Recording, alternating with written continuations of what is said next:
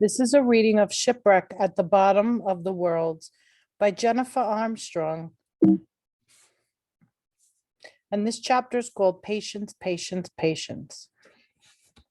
On January 1st, Order Lees was skiing near the edge of the flow when a 20-foot-long fanged leopard seal lunged up out of the water and began humping toward him at astonishing speed.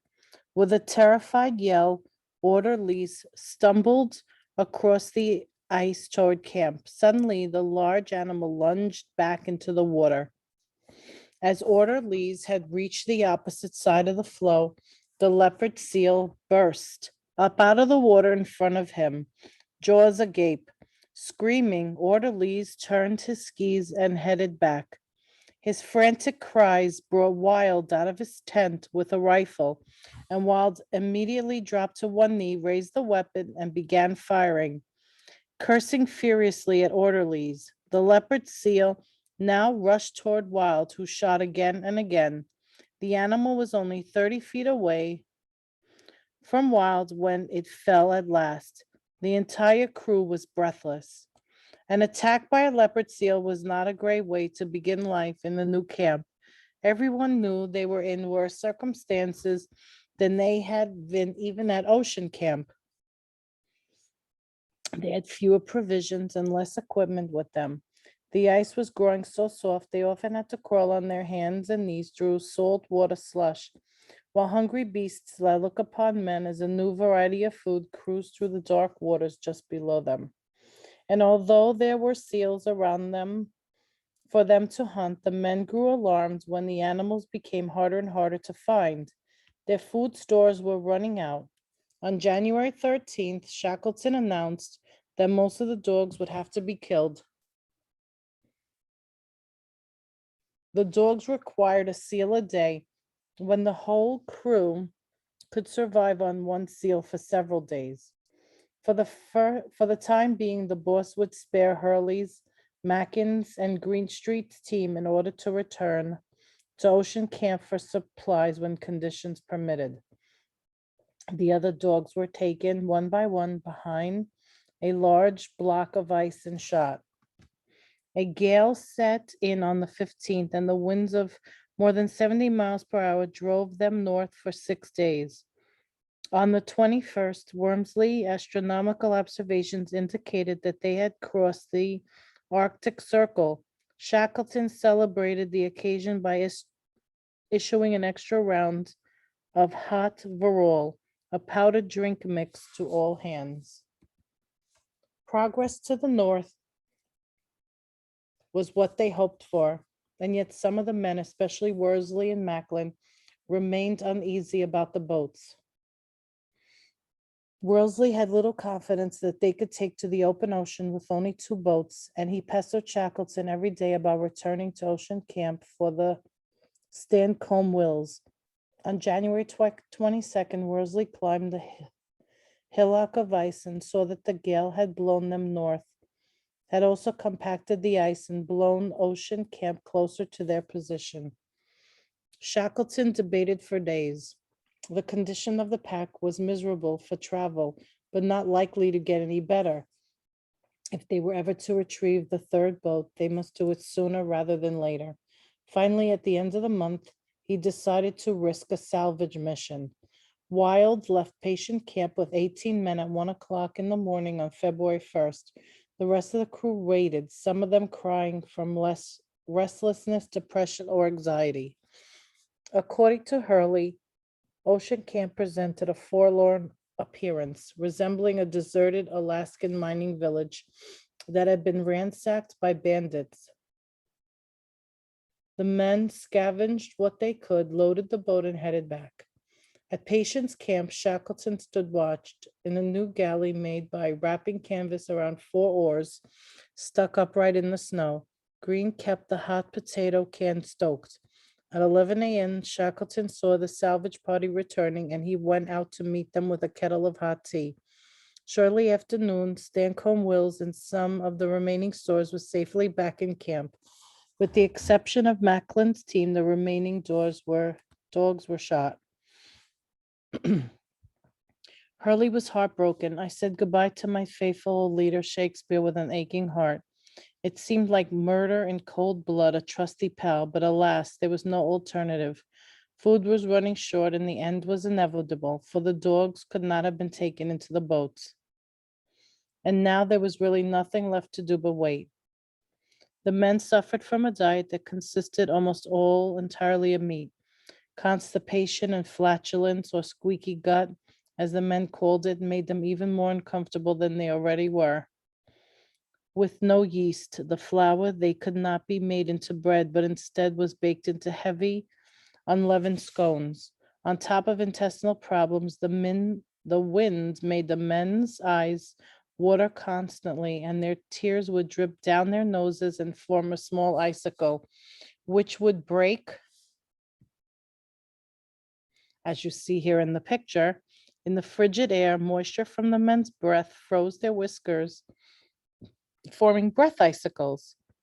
Lionel Greenstreet, the first officer, posed for this picture illustrating the effect.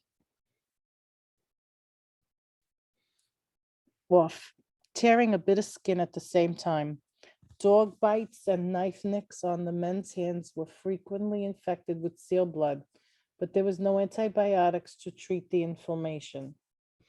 When the surface of the floe was firm enough, the men would exercise by marching back and forth, always on the lookout for predatory leopard seals. Some of the men were morbidly convinced that a killer whale would crash upward through the dwindling floe, tossing them all in the water, picking them off one by one. They became obsessed with the wind, its direction, its speed, its temperature. They were all miserable, colds, and completely filthy, since the last of the soap had been saved for Green, who stood all day in the greasy smoke of the blubber stoves. They began calling their forced imprisonment the Ice Age.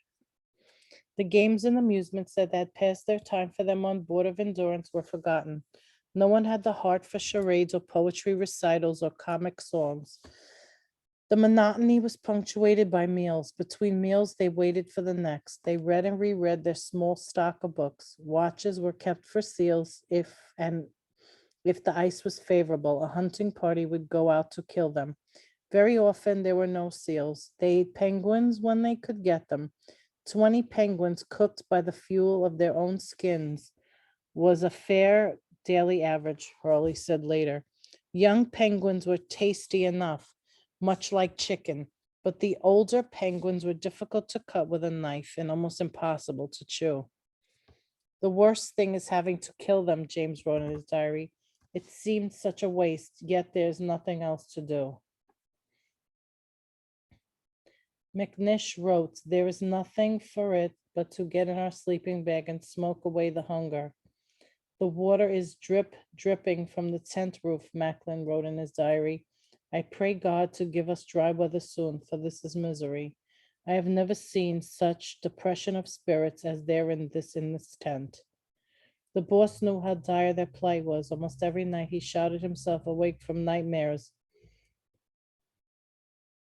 in which he punctuated one disaster emergency after another. Would the boats be separated when they took to the ocean? Would he himself be incapacitated? Would Worsley's navigational books be lost? Would they run out of food? One after another, disasters visited his sleep and shook him awake. Then in the remaining hours of the night, he would form plans for meeting the crises he had dreamed of. In spite of his anxiety, he tried to keep up the appearance of calm in order to maintain morale. Although tortured by worry, he remained outwardly unperturbed. He was always cheerful and gave everyone confidence that we would get out, he said Bakewell, oblivious of the boss's uneasiness, of the boss's unease. Shackleton believed that keeping to some pretense of normal routine would calm the men's nerves and settle their fears. Meals were served strictly according to schedule. Watches rotated regularly. He woke the men by whistle every morning and gave the order to lash up and stow. For his own sanity, Shackleton played bridge and taught others how to play. He also played exactly 4 hands of poker with Hurley every afternoon. By the end of 10 weeks, he had won an imaginary tickets to all the London theater, boxes of linen handkerchiefs, silk umbrellas, a mirror, and coveted collector's copy of Paradise Regained from Hurley, while Hurley had one from Shackleton, shaving mirror, several top hats, enough walking sticks to equip a regiment, several sets of cufflinks, and a library of books, as well as dinner at the Claridge Hotel in London and a box at the opera. Remain calm, keep to the normal routines. Patience, patience, patience, the boss wrote in his diary. On February 8, one of the men found a twig tangled in some seaweed, and the crew gathered around as the twig was fed to the fire. The scent of burning wood reminded everyone of land so far away and sunk many of the men into nostalgia and fresh pangs of homesickness.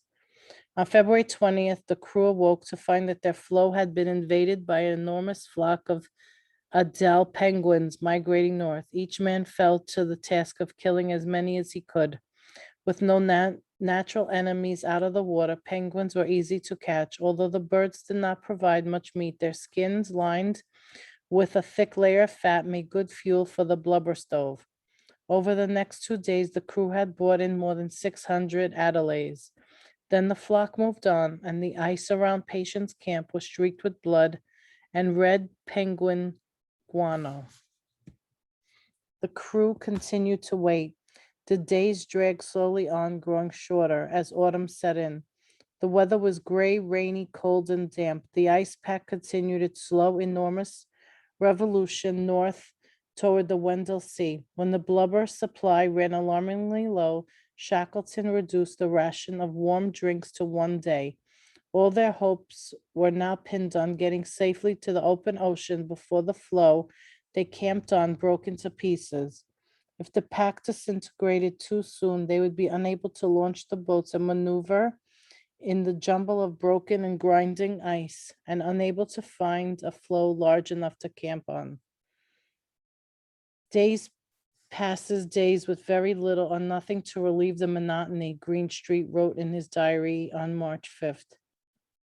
We take constitutionals round and round the floe, but no one can go further as we are all intent and purposes on the island. There's practically nothing fresh to read, nothing to talk about. All topics were absolutely exhausted.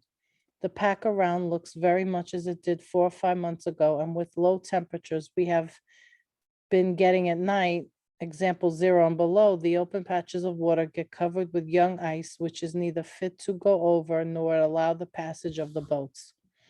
It was more than a year since Endurance had first become stuck in the ice. Some of the men were dangerously close to believing they would never get out of the ice at all. On March 9th, for the first time since entering the pack, the men felt the swell of the ocean slowly lift the ice under their feet. Around them, the pack was creaking and groaning rhythmically, like the breath of an immense animal. The open ocean was 30 miles away.